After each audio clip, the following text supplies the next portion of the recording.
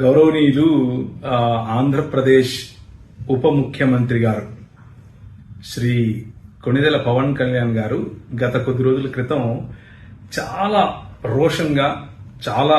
ఉద్వేగంతో మీరు ప్రశ్నించరా, మీరు పోరాడరా అన్నట్లుగా తెలుగు ప్రజలకు పిలుపునిచ్చినట్లుగా అది కొంచెం గందరగోళాన్ని సృష్టిస్తూ, ముఖ్యంగా ఎక్కడ ఒక మతపరమైనటువంటి, ముఖ్యంగా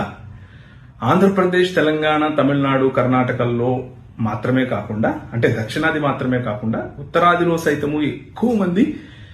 కలియుగ దైవంగా భావించేటటువంటి తిరుమల వెంకటేశ్వరుని యొక్క గుడిలో లేకపోతే మందిరంలో ప్రసాదంగా పంచిపెడుతున్నటువంటి లడ్డూలో మరి జంతు కొవ్వు కలిసింది అన్న వార్తను ఉపయోగించుకుని బీజేపీ ఏ విధంగా అయితే రాముణ్ణి ఉంచుకుని ఉత్తరాదిన హిందువులకు,